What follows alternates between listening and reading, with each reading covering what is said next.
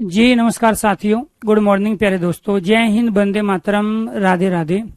आज की जो हमारी क्लास है उसमें टॉपिक रहेगा हमारा संज्ञा। और संज्ञा के भेदों के अंतर्गत हम जातिवाचक और व्यक्तिवाचक संज्ञा पढ़ रहे हैं। संज्ञा के भेद, संज्ञा के 5 भेद होते हैं। इनमें से आपको एक और कंडीशन जातिवाचक संज्ञा की देखनी है। ये कंडीशन आपकी तीसरी कंडीशन है। इससे पहले 2 देख चुके हो आप, जिसमें शब्द दे के संज्ञा पूछेगा कि व्यक्तिवाचक है जातिवाचक। दूसरी सेंटेंस दे के संज्ञा पूछेगा कि ये व्यक्तिवाचक संज्ञा का वाक्य है या जातिवाचक का है। और तीसरी कंडीशन आपको ये ध्यान रखना है, जब व्यक्तिवाचक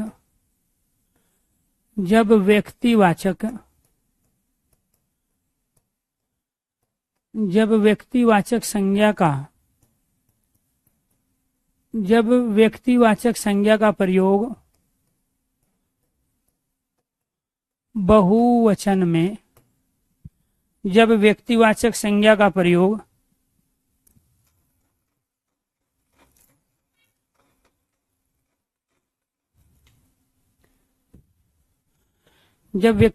संज्ञा का प्रयोग बहुवचन में किया जाए, जब व्यक्तिवाचक संज्ञा का प्रयोग बहुवचन में किया जाए तो वह जातिवाचक संज्ञा कहलाती है। तो वह जातिवाचक संज्ञा कहलाती है।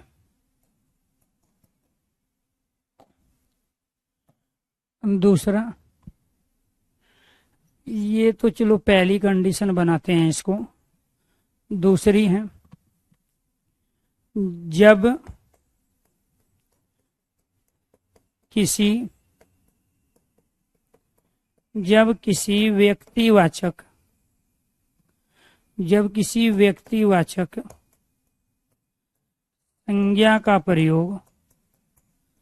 संज्ञा का प्रयोग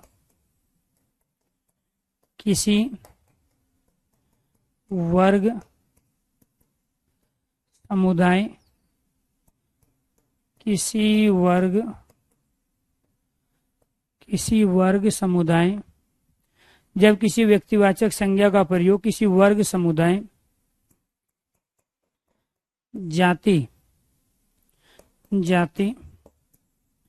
समूह के लिए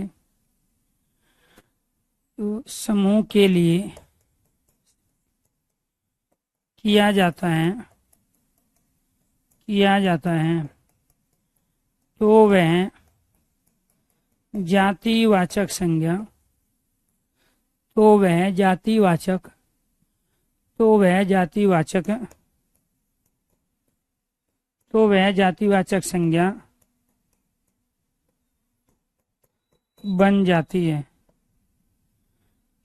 जातिवाचक संज्ञा बन जाती है।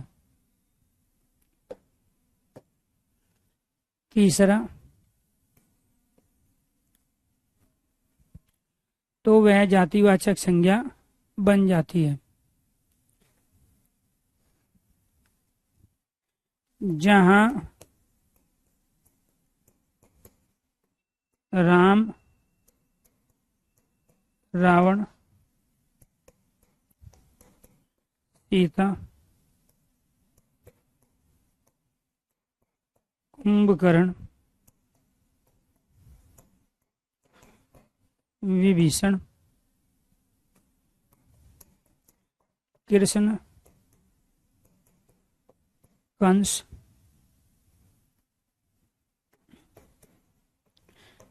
जयचंद,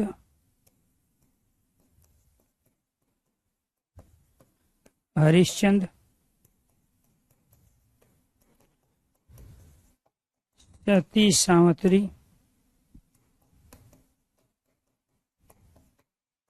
नेपोलियन, शेक्सपियर आदि आदि आदि व्यक्तिवाचक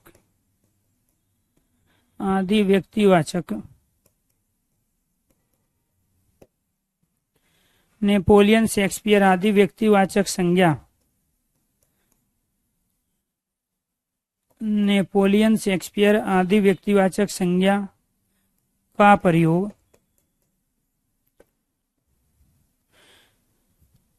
आदि व्यक्तिवाचक संज्ञा का प्रयोग जब अनेक के लिए हो, व्यक्तिवाचक संज्ञा का प्रयोग जब अनेक के लिए हो या वर्ग के लिए किया जाए, अनेक के लिए हो या किसी वर्ग समुदाय किसी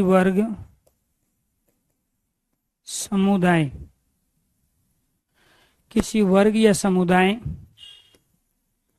के लिए किया जाए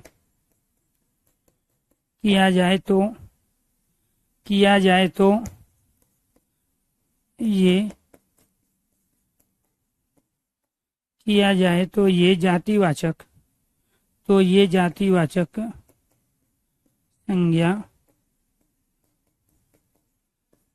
कहलाती है। किया जाए तो ये जातिवाचक संज्ञा कहलाती है।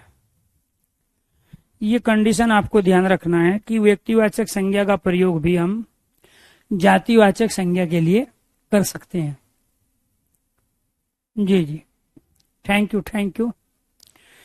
अब सेंटेंस देखिए, ऐसे वे कौन से सेंटेंस हैं जिसमें हम इनका प्रयोग करते हैं। जैसे एक समय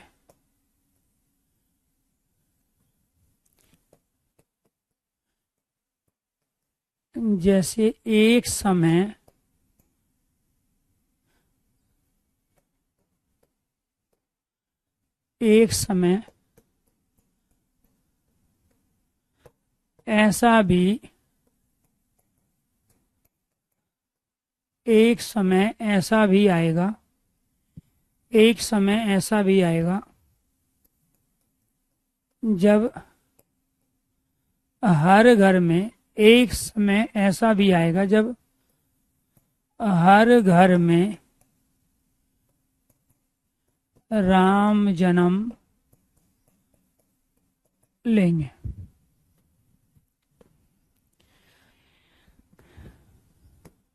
दूसरा, आपसे पूछेगा ये सेंटेंस व्यक्तिवाचक संज्ञा का उदाहरण है या फिर जातिवाचक संज्ञा का।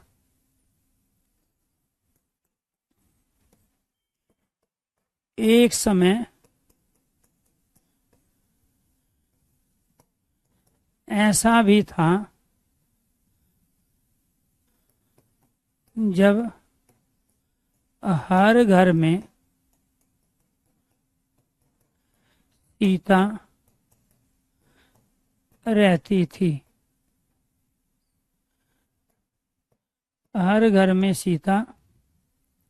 एक समय ऐसा भी था जब हर घर में सीता रहती थी। तीसरा,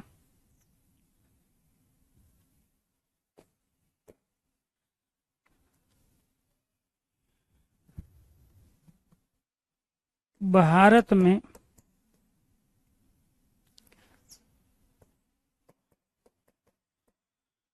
भारतीय राजनीति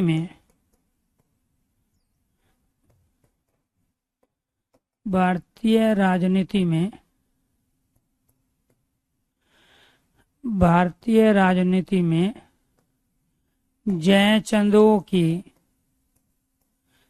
कमी नहीं है। जयचंदों की कमी नहीं रही है। भारतीय राजनीति में जयचंदों की कमी नहीं रही है।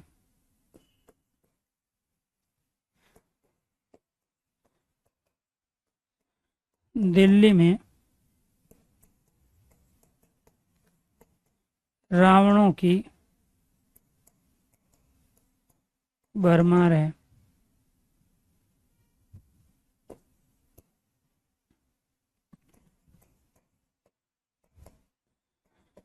परीक्षा समाप्त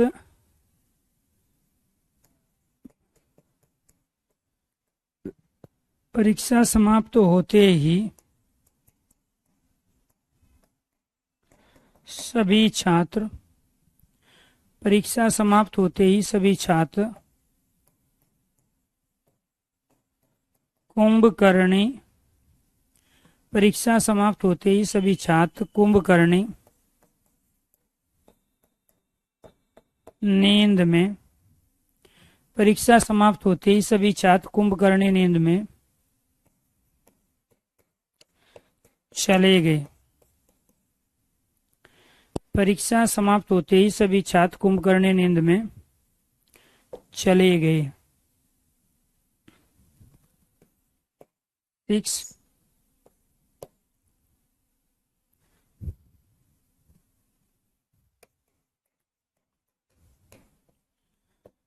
समुद्रगुप्त को भारत का नेपोलियन व कालिदास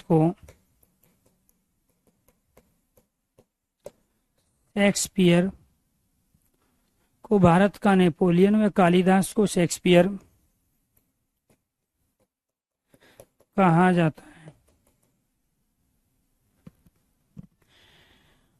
प्यारे दोस्तों, ये सारे के सारे सेंटेंस जातिवाचक संज्ञा के उदाहरण हैं, क्योंकि इसमें व्यक्तिवाचक संज्ञा का प्रयोग जातिवाचक संज्ञा के रूप में हुआ है। जातिवाचक संज्ञा, ये आपको ध्यान रखना है। एक समय ऐसा भी आएगा जब हर घर में राम जन्म लेंगे, तो यहाँ राम का प्रयोग हर घर के लिए हुआ है, तो इसका राम एक नहीं है, अनेक है।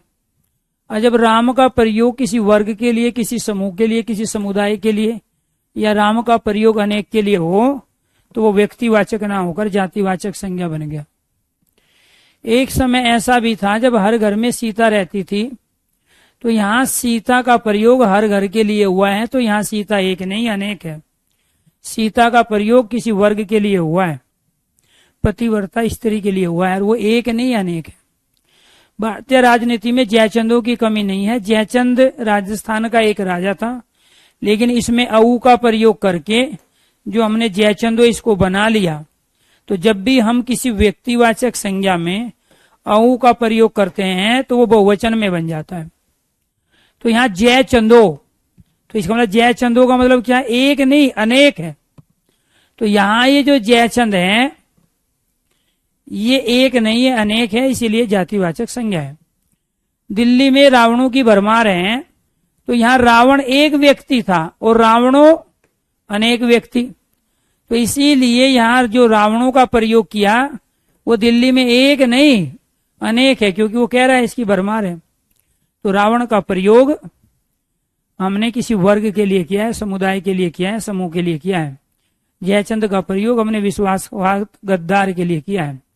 कुंभकर्णी नींद में चले गए सभी छात्र, परीक्षा समाप्त होते ही सभी छात्र कुंभकर्णी नींद में चले गए। तो यहाँ जो कुंभकर्ण का प्रयोग हुआ वो सभी छात्र के लिए हुआ, एक वर्ग के लिए हुआ जो ज्यादा नींद में सोता है। तो यहाँ कुंभकर्ण रावण का जो बड़ा भाई था वो एक था, लेकिन यहाँ कुंभकर्ण का प्रयोग अनेक के लिए हुआ, इसलिए व्यक्तिवाचक संज्ञा ना होकर जातिवाचक, व्यक्तिवाचक ना होकर जातिवाचक, व्यक्तिवाचक ना होकर जातिवाचक, व्यक्तिवाचक ना होकर जातिवाचक, व्यक्तिवाचक ना होकर जातिवाचक। समुद्रगुप्त को भारत का नेपोलियन व कालिदास को शेक्सपियर कहा जाता है। इसमें पूछेगा कि निम्नलिखित में से कितनी संज्ञाएं जातिवाचक संज्ञा के रूप में प्रयुक्त हुई है। इसमें से व्यक्तिवाचक संज्ञा और जातिवाचक संज्ञा की सही संख्या बताइए। तो व्यक्तिवाचक संज्ञा क्या है? समुद्रगुप्त है, भारत है, कालिदास है। तो ये तीन संज्ञा व्यक्तिवाचक है।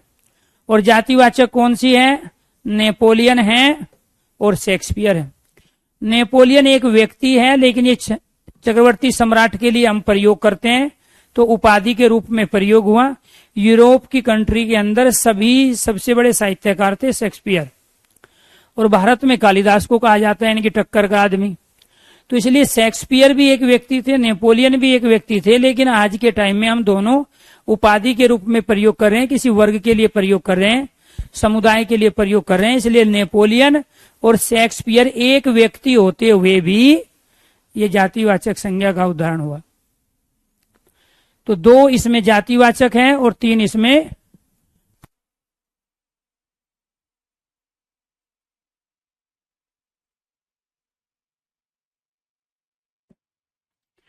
दो जातिवाचक और 3 व्यक्तिवाचक संज्ञा। तो व्यक्तिवाचक और जातिवाचक से जितनी भी कंडीशन बनती है वो सारी की सारी मैंने आपके सामने यहाँ पे रख दिया। अगर यहाँ तक चीजें समझ में आ गई हो तो एक बार सारे स्टूडेंट ओके कीजिए, यस कीजिए।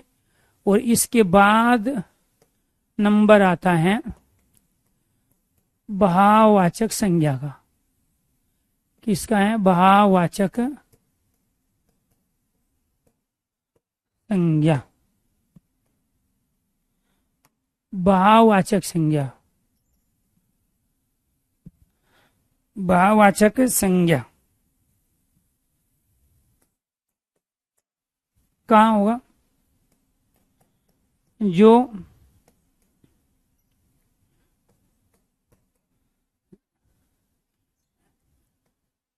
ये अस्पर्शी होती है, ये अस्पर्शी होती है,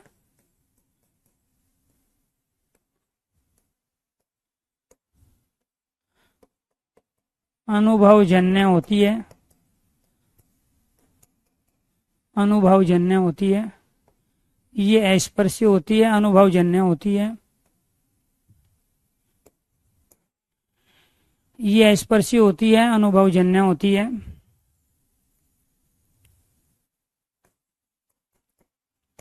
इनमें प्रत्यय, इनमें प्रत्यय लगा होता है, इनमें प्रत्यय लगा होता है। कुछ बिना प्रत्यय के, कुछ बिना प्रत्यय के, कुछ बिना प्रत्यय के,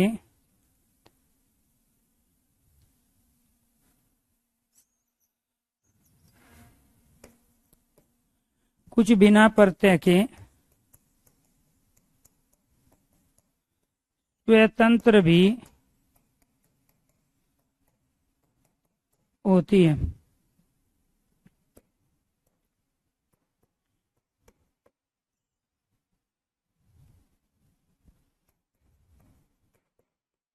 संज्ञा, सर्वनाम, विशेषण, क्रिया शब्दों में, क्रिया शब्दों में प्रत्यय लगाकर, प्रत्यय लगाकर, संज्ञा सर्वनाम विशेषण क्रिया शब्दों में प्रत्यय लगाकर भाववाचक, संज्ञा सर्वनाम विशेषण क्रिया शब्दों में प्रत्यय लगाकर भाववाचक संज्ञा का, भाववाचक संज्ञा का निर्माण, संज्ञा सर्वनाम विशेषण क्रिया शब्दों में प्रत्यय लगाकर भाववाचक संज्ञा का निर्माण किया जाता है। संज्ञा सर्वनाम विशेषण क्रिया शब्दों में प्रत्यय लगाकर भाववाचक संज्ञा का निर्माण किया जाता है।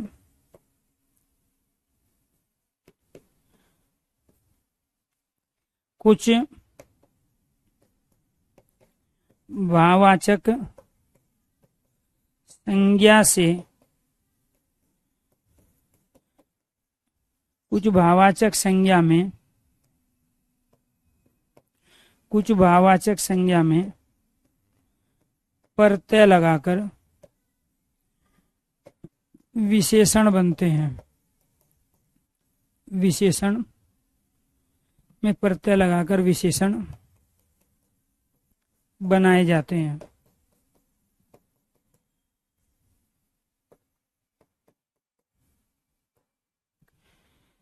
ये कंडीशन आपको ध्यान रखना है। सबसे ज्यादा गलत आप इसी की वजह से करते हो, ये पांचवी और छठी कंडीशन। तो एक तो भाववाचक संज्ञा की कंडीशन है कि ये स्पर्शी होगी, इनको हम छू नहीं सकते। तो जिनको हम छू नहीं सकते इसका मतलब ये हुआ, जैसे सुंदरता है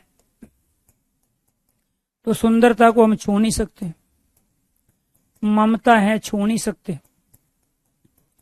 गुरुत्व है छू नहीं सकते।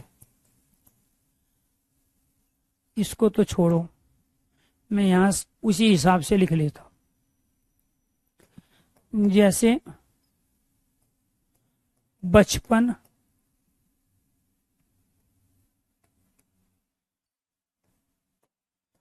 ममता,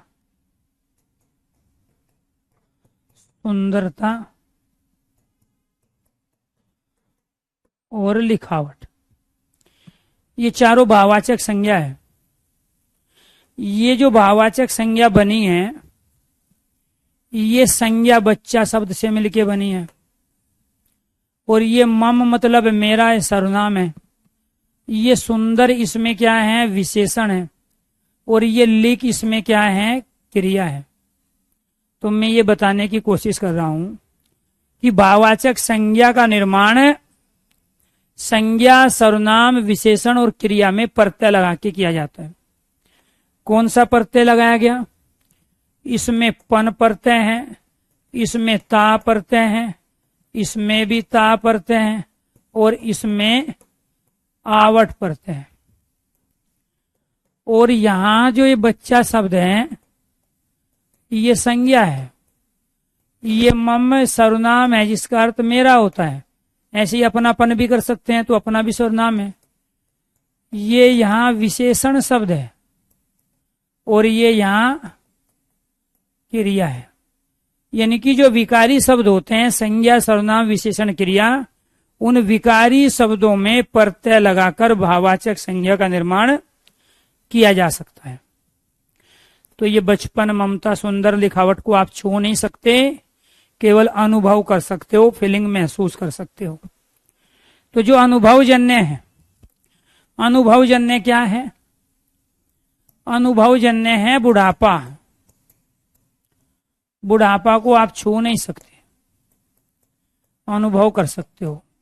अनुभवजन्य है मिठास, अनुभवजन्य है हरियाली,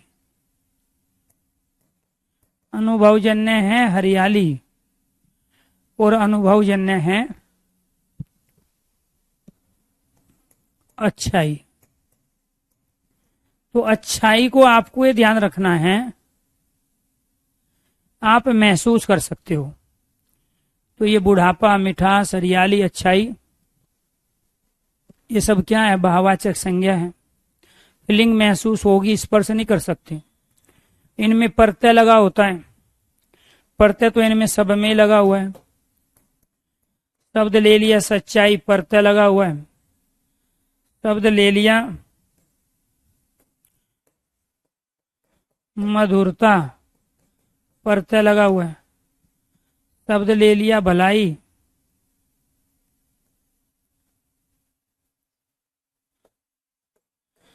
प्रत्यय लगा हुआ है।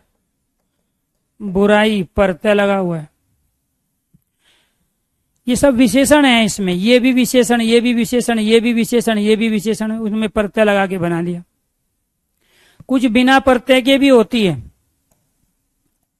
जैसे उमंग, जैसे उमंग, क्रोध, प्रेम, उल्लास।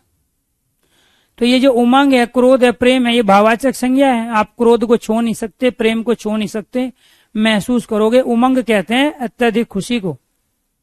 तो ये बिना प्रत्यय के भी है। तो संज्ञा सर्वनाम विशेषण क्रिया में लगा के हम क्या बना रहे थे? भाववाचक संज्ञा। लेकिन कुछ भाववाचक संज्ञा में भी हम प्रत्यय लगाकर विशेषण का निर्माण कर लेते हैं। प्रत्यय लगाकर विशेषण का निर्माण कर लेते हैं। तो ये आपको ध्यान रखना है। अब बहुत सारे विशेषण हैं, जैसे बाहर है तो बाहरी बना लिया, ठीक है, तो अपने आप में वे अविकारी शब्द है बाहर, उससे बाहरी विशेषण बन गया। ऐसे ही कुछ भाववाचक संज्ञा में से, जैसे क्रोध है, क्रोध से क्रोधी बना देंगे, ठीक है। अब ये वीर विशेषण है, वीरता भाववाचक संज्ञा है, तो इसमें से हमने क्या किया? ये ता हटा लिया। वीर विशेषण था, अब ये क्या बच गया? भाववाचक संज्ञा में से केवल विशेषण बच गया। क्रोध में जो क्रोधी है, क्रोध में लगा के, ऐसे ही यहां प्रेम में ई लगाया तो प्रेमी व्यक्ति। क्लियर? तो ये क्या बन गया? यहां भाववाचक संज्ञा क्रोध, प्रेम, और इसमें क्रोधी व्यक्ति, प्रेमी व्यक्ति, ये बन गए आपके विशेषण। तो कई बार हम प्रत्यय हटा देते हैं, कई बार प्रत्यय लगा देते हैं। तो प्रत्यय हटाने और प्रत्यय लगाने पर भी कुछ भाववाचक संज्ञाओं में विशेषण बन जाते हैं, विशेषणों का निर्माण कर लेते हैं। एनीथिंग, ऐसे बहुत सारे शब्द हैं जिनका हम प्रयोग कर सकते हैं। मधुरता भाववाचक संज्ञा है, ता हटा देंगे। क्लियर? सुंदर में ते ता हटा देंगे, विशेषण बन जाएगा। तो ये आपको ध्यान रखना है। ये थी आपकी कंडीशन। इसके अलावा वो आपसे सेंटेंस दे के पूछेगा भाववाचक संज्ञा के बारे में, सेंटेंस दे के पूछेगा। क्या?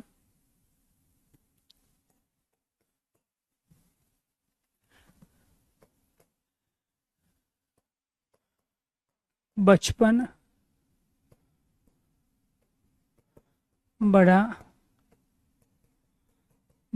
बड़ा सुहावना होता है।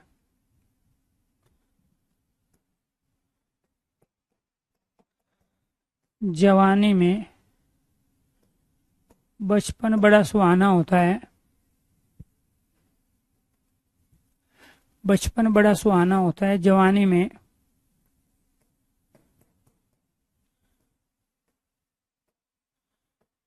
जवानी में अनेक भूल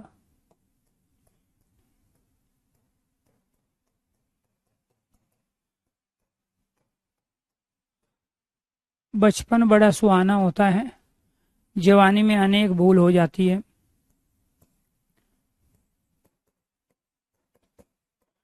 बुढ़ापा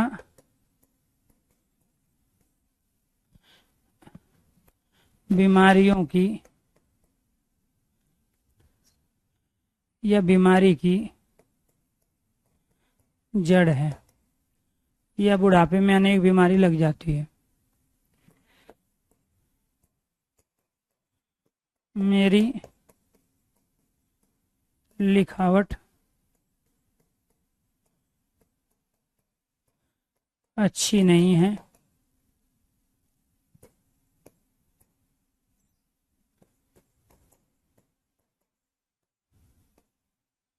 मेरी लिखावट अच्छी नहीं है। आपकी लिखाई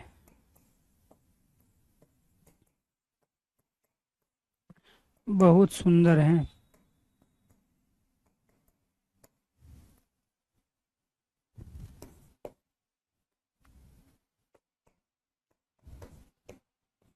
इंदु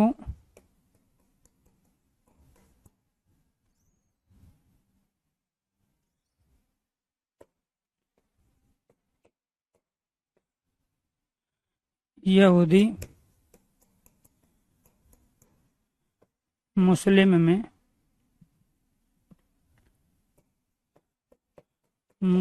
में यहूदी मुस्लिम में तनाव चल रहा है। यहूदी मुस्लिम में तनाव चल रहा है। यहूदी मुस्लिम में तनाव चल रहा है।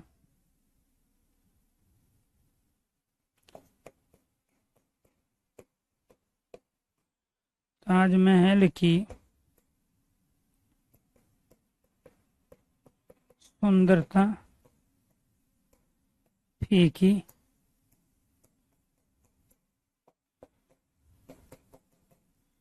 ताजमहल की सुंदरता फीकी पड़ गई है।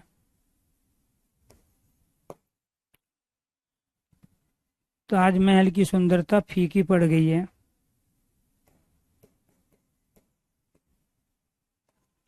मोदी जी ने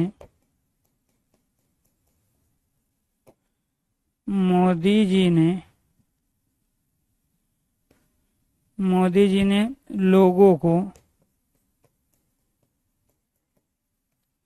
गंदगी के प्रति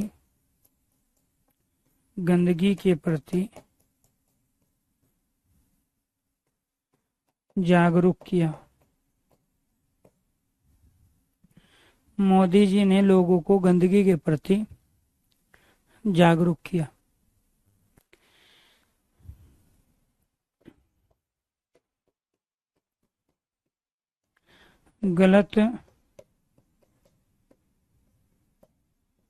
गलत दिशा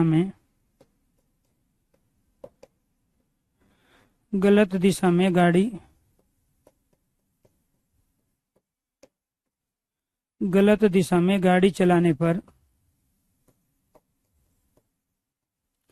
5,000 रुपये जुर्माना लगता है। ये सारे के सारे सेंटेंस भाववाचक संज्ञा के हैं। भाववाचक संज्ञा। तो ये जो भाववाचक संज्ञा है, इसमें बचपन भाववाचक संज्ञा है, सुहाना भाववाचक संज्ञा है, जवानी, बुढ़ापा, लिखावट, लिखाई, तनाव, सुंदरता, गंदगी, जुर्माना, ये सब भाववाचक संज्ञा है।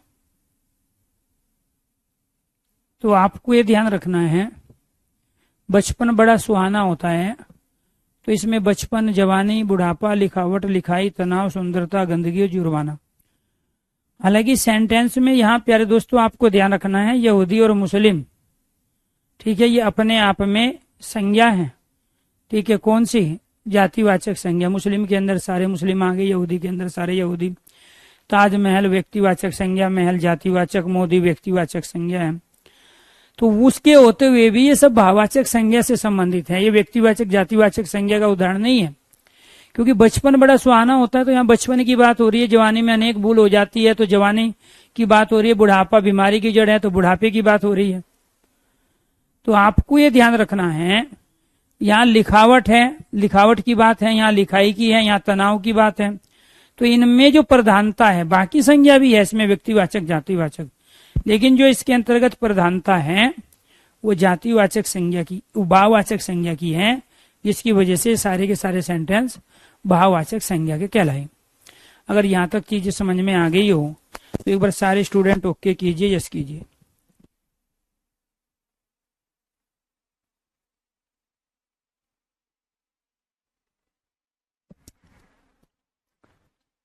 क्लियर है? यहां तक ये सारी चीज क्लियर है? चलो जी, इसके बाद फोर्थ है समूहवाचक संज्ञा। तो समूहवाचक संज्ञा क्या है जी?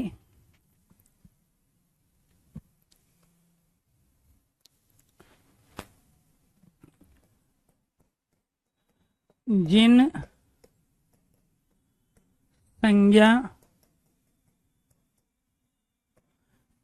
संज्ञा शब्दों से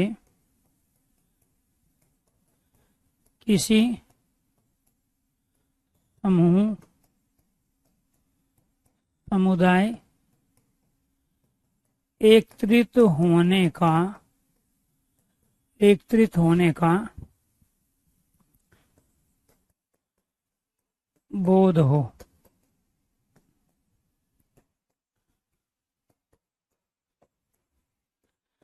समूहवाचक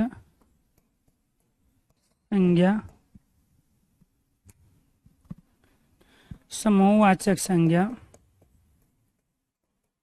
जातिवाचक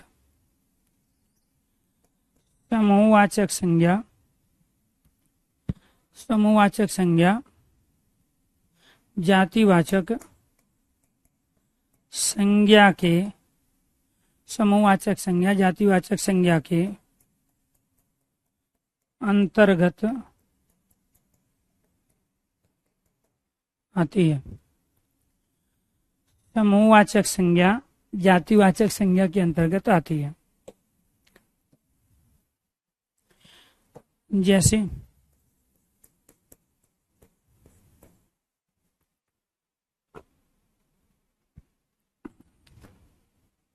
जातिवाचक संज्ञा के अंतर्गत आती है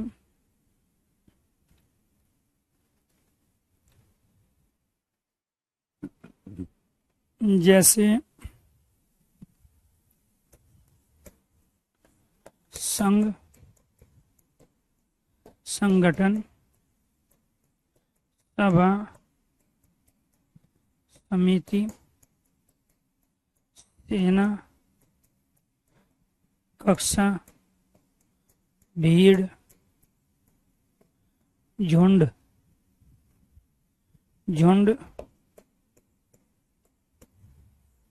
झुरमुट,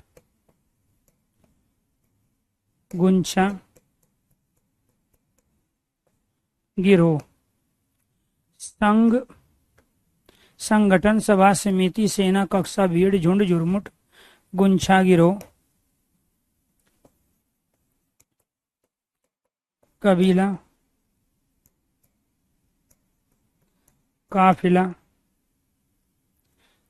काफिला, संघ, संगठन, सभा, समिति, सेना, कक्षा, भीड़, झुंड, झुरमुट, गुंछा, गिरोह, कबीला, काफिला।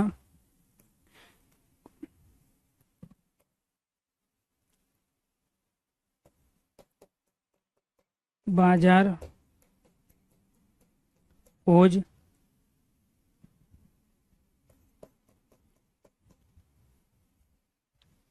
जनता, पुलिस, वकील,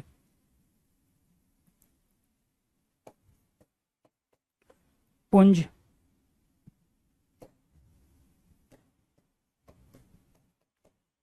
कुंजी,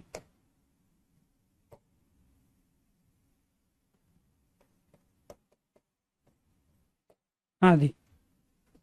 ये सारी की सारी संज्ञा हमारी समूहवाचक संज्ञा है, ये आपको ध्यान रखना है। लेकिन जब ऑप्शन में समूहवाची संज्ञा नहीं होगा तो राइट आंसर इन सभी का जातिवाचक संज्ञा है, क्योंकि संज्ञा के मूल भेद तीन ही होते हैं, जातिवाचक, व्यक्तिवाचक और भाववाचक।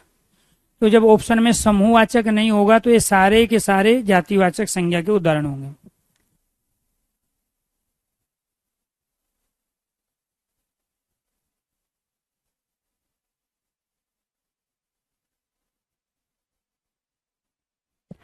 क्लियर? तो आपको ये ध्यान रखना है कि वो उसके ऊपर डिपेंड करता है कि वो इनको समूहवाची में पूछे या जातिवाचक में। जब तक ऑप्शन में जातिवाचक और समूहवाची दोनों हैं तब तक इनका राइट आंसर समूहवाची है, और जब ऑप्शन में समूहवाची नहीं है तब राइट आंसर जातिवाची है। अब जैसे हम बात करें यहाँ प्यारे दोस्तों, बाजार की झुंड की, ये एक समुदाय को, एक संग्रहण को, इकट्ठा होने को, एकत्रित होने को बता रहे हैं। और जातिवाचक संज्ञा में हमेशा चीजों को हम लार्ज स्केल पर ही प्रयोग करते हैं। जैसे जनता के अंदर बहुत सारे लोग आ गए, पुलिस के अंदर सारी पुलिस आ गई, तो इसीलिए आप सावधानी पूर्वक इनको समझकर ही आंसर करोगे। जब तक इनमें से कोई शब्द आपसे पूछा जा रहा है और ऑप्शन में समूहवाची है तो राइट आंसर समूहवाची, और जब 4 ऑप्शन में समूहवाची है ही नहीं, जातिवाची दिया है, तो राइट आंसर जातिवाची। दूसरे ये प्रश्न जो पूछे जाते हैं फिल इन द ब्लैंक्स देके, रिक्त स्थान देके आपसे पूछा जाएगा। जैसे प्रकाश की किरणें, प्रकाश की किरणें पाई जाती है, रिक्त स्थान में क्या आएगा?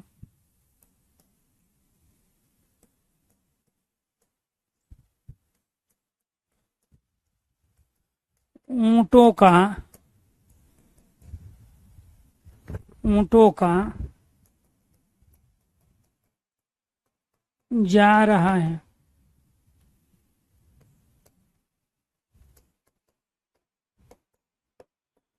तीर्थयात्री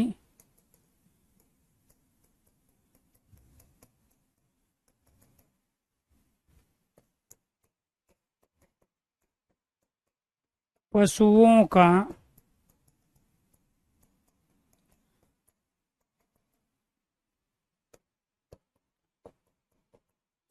वनस्पति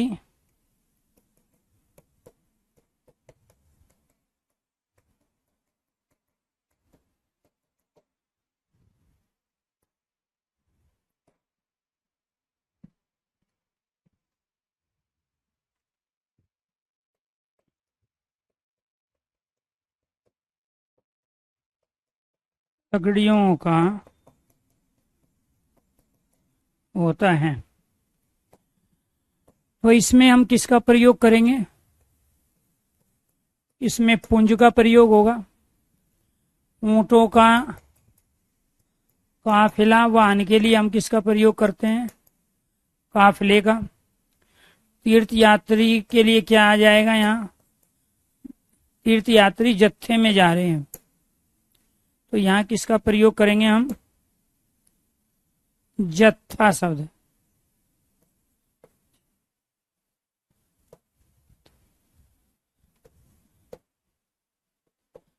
तीर्थयात्री में जा रहे हैं। पशुओं के लिए झुंड, वनस्पति के लिए झुरमुट, लकड़ियों का गट्ठर। लकड़ियों का क्या होगा? गट्ठर होगा। वनस्पतियां, पेड़ पौधों का हमेशा झुरमुट होता है। पशुओं के लिए झुंड का प्रयोग होता है, पशु झुंड में पाए जाते हैं। ये जत्थे में। ऊंट और वाहनों के लिए काफले का प्रयोग, प्रकाश की किरणों के लिए पुंज का प्रयोग। तो ये आपको ध्यान रखना है कि हम इसमें जत्था का प्रयोग करेंगे।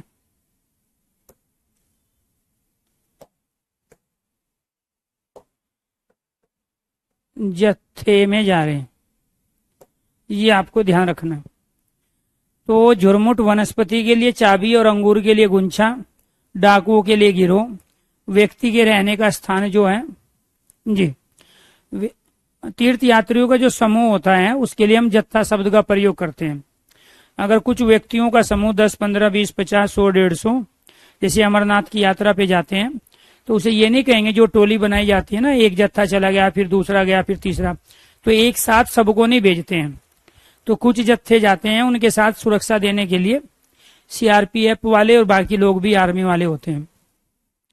तो ये आपको ध्यान रखना, जत्थे का प्रयोग हम तीर्थ यात्रियों के समूह के लिए करेंगे, भीड़ का प्रयोग व्यक्तियों के समूह के लिए करेंगे, झुरमुट का प्रयोग यहाँ पे झुंड का प्रयोग पशुओं के लिए होगा और झुरमुट का प्रयोग वनस्पतियों के लिए होता है। चाबियों के लिए या फिर अंगूर के लिए हम गुंछे का प्रयोग करेंगे। जो एक साथ बहुत सारे डाकू हैं तो उसको गिरोह कहेंगे। व्यक्ति एक स्थान पर कुछ समूहों के रूप में रहते हैं और कबीला कहलाएगा। ऊंट का प्रयोग वाहन के लिए कर रहे हैं तो ऊंटों के समूह को काफिला कहेंगे। गाड़ियों के बहुत सारे समूह को हम काफिला कहेंगे। बहुत सारी दुकानें एक स्थान पे पाई जाती हैं तो उसको हम बाजार कहेंगे। कुंजी है बहुत सारी चीजों का संग्रहण, किताबों का एक स्थान पर हुआ है, अनेक कविताओं का, उसको कुंजी कहते हैं। प्रकाश की किरणों के समूह के लिए हम पुंज का प्रयोग करते हैं।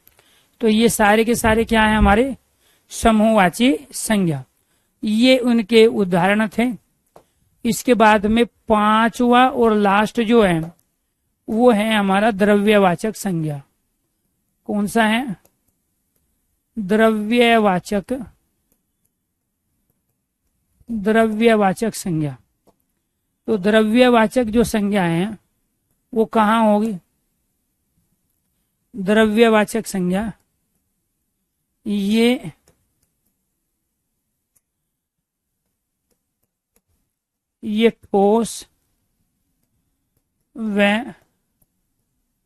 ये ठोस व तरल पदार्थ के रूप में,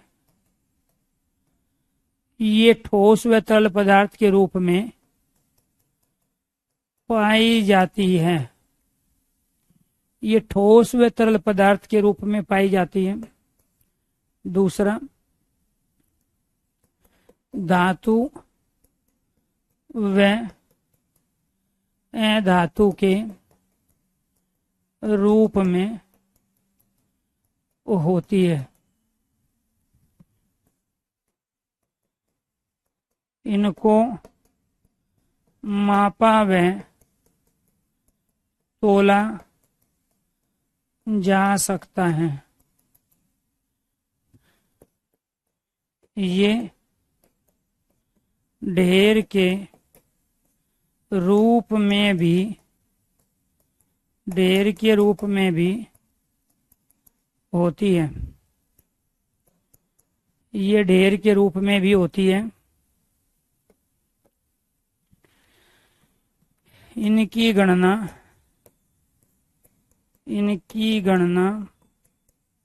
नहीं की जा सकती।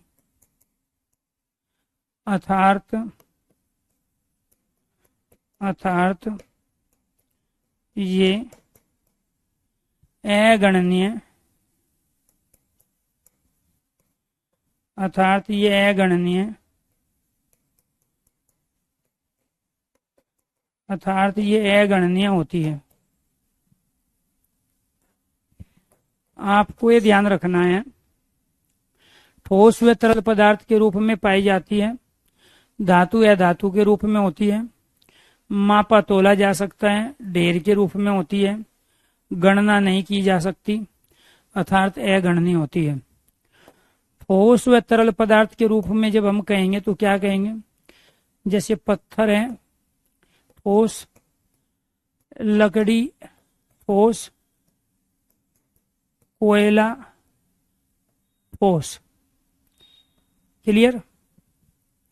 तरल पदार्थ पानी, तेल, चाय, दूध लिक्विड है। धातु या धातु के रूप में पाई जाती है, धातु और अधातु के रूप में पाई जाती है।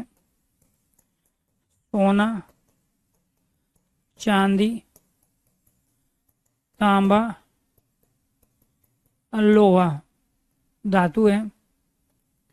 अधातु ऑक्सीजन, हाइड्रोजन गैस है, और गैस जितनी भी होती है लिक्विड होती है, तरल पदार्थ होते हैं। इनको मापा व तोला जाता है। इनको क्या करेंगे? मापेंगे और तोलेंगे।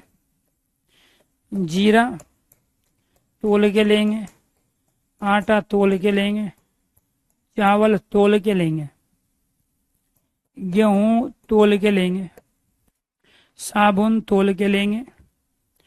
मापा जाता है, पेट्रोल मापते हैं, डीजल मापते हैं, तेल मापते हैं। ढेर के रूप में पाई जाती है। किसके रूप में? ढेर के रूप में। मिट्टी, रेत, कंकड़, पत्थर, बालू ढेर के रूप में। गणना नहीं होती है, अगणनीय है। फल तोल के लेंगे, सब्जी तोल के लेंगे, ठीक है, गणना नहीं होंगी। धनिया तोल के लेंगे, जीरा तोल के लेंगे, चावल तोल के लेंगे, केला तोल के लेंगे, आम तोल के लेंगे, एनीथिंग और भी कोई भी चीज है। तो कुल मिला के बात यह है कि ये सारी की सारी संज्ञाएं जातिवाचक भी है, क्योंकि द्रव्यवाचक संज्ञा जातिवाचक संज्ञा के अंतर्गत आती है। जब वो ऑप्शन में द्रव्यवाचक नहीं देगा तो ये जातिवाचक संज्ञा के उदाहरण है, और जब ऑप्शन में जातिवाचक नहीं होगा तो ये द्रव्यवाचक के उदाहरण है। तो ये आपको ध्यान रखना, वो उसके ऊपर डिपेंड करता है कि वो आपसे क्या पूछ रहा है। तो ये पत्थर है, ग्रेनाइट भी पत्थर होता है, कई तरह के पत्थर होते हैं, वो व्यक्तिवाचक संज्ञा होगा, ये जातिवाचक है। लकड़ी के अंदर सारी लकड़ी आ जाएगी, जातिवाचक। इनमें से कोई एक साल की लकड़ी, सागौन की लकड़ी, शीशम की लकड़ी, व्यक्तिवाचक संज्ञा। कोयला है बहुत प्रकार का, बिटुमेनी कोयला भी है, व्यक्तिवाचक संज्ञा। पानी है, कौन सा पानी है, ठीक है, ब्लू रंग का पानी है, गंदा पानी है, साफ पानी है, बिस्लेरी का पानी है, पतंजलि का पानी है, पीने का पानी है, नहाने का पानी है, कपड़े धोने का पानी है, व्यक्तिवाचक संज्ञा। तेल जातिवाचक है, सरसों का तेल, अलसी का तेल, सूरजमुखी का तेल, ठीक है। तो वो सारे के तेल जितने भी है वो सब व्यक्तिवाचक है। चाय है तो कौन सी चाय है, ठीक है, तो वो सब व्यक्तिवाचक है। चाय अपने आप में जातिवाचक है। क्यों? क्योंकि चाय के अंदर सारी चाय आ जाएगी, जितनी भी चाय की प्रजातियां होती है। दूध के अंदर बकरी का दूध, भैंस का दूध, गाय का दूध, अमूल का दूध, मदर डेयरी का दूध व्यक्तिवाचक, दूध जातिवाचक। और चूंकि ये सारे के सारे द्रव्यवाचक इसलिए हैं क्योंकि ये ठोस पदार्थ है, ये तरल पदार्थ है, ये धातु है, ये अधातु है। इनको मापा जाता है, इनको तोला जाता है, इनको मापा जाता है। ये ढेर के रूप में होती है, मिट्टी, रेत, कंकड़, पत्थर, बालू ढेर। सब्जियों का भी ढेर होता है।